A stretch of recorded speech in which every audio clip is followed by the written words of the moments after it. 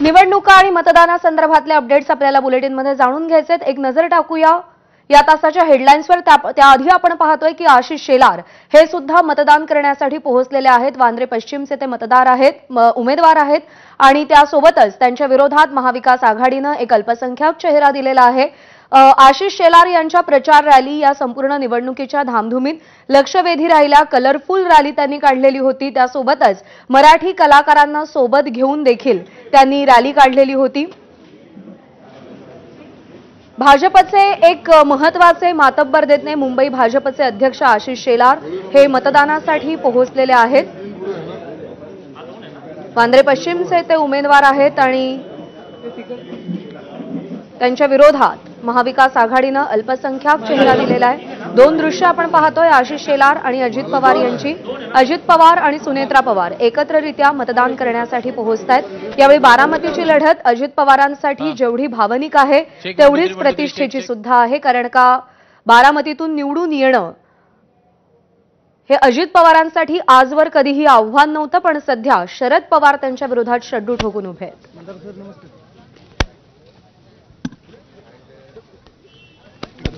मधलं जे मतदान केंद्र आहे इथं ते आपल्याला मतदान करताना पाहायला मिळत आहेत। एकूणच मतदानाचा दिवस असल्यानं मोठ्या प्रमाणात आव्हान देखील आपल्याला होताना पाहायला मिळत आहे।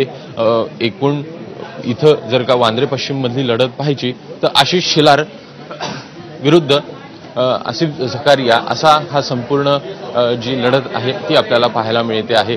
एकूणच काँग्रेसचे झकारिया असेल हे देखील इथं निवडणूक लढताना आपल्याला पाहायला मिळत आहेत। एकूणच दोघांचीही लढत इथं आपल्याला पाहायला मिळते आहे। एकूण प्रामुख्यानं जर का पाहायचं तर सकाळी 7 वाजल्यापासून तर संध्याकाळी 6 वाजेपर्यंत मतदानाचा वेळ आहे आणि मतदानासाठी मोठ्या प्रमाणात जी गर्दी आहे ती आपल्याला होताना पाहायला मिळू शकते आणि त्याच खबरदारी म्हणून पोलिसांचा मोठ्या प्रमाणात बंदोबस्त आपल्याला या सगळ्याच पोलिंग स्टेशन्सवर पाहायला मिळतो आहे। एकूण मतदान जे आहे वाढावं याच्यासाठी देखील मोठ्या प्रमाणात प्रयत्न हे निवडणूक आयोगाकडनं करण्यात आलेले होते। आता सध्याला आपण बघतोय की आशिष शेलार हे सध्या मतदान करताना पाहायला मिळतात आणि प्रामुख्यानं जर का पाहायचं तर वांद्रे पश्चिममधनं आशिष शेलार हे भाजपचे महायुतीचे उमेदवार आपल्याला पाहायला मिळतात।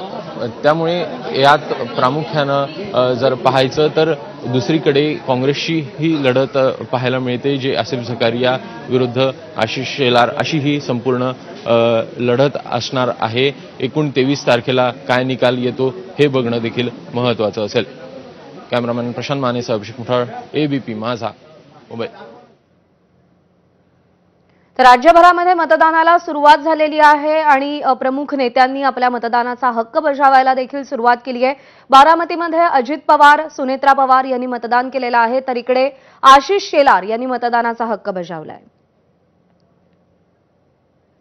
निलेश बुधावले आपले प्रतिनिधी सध्या आपल्या सोबत आहेत। निलेश, आजचा दिवस महत्त्वाचा, सगळ्यात मोठा मतदानाचा, सध्या तू कुठे आहेस आणि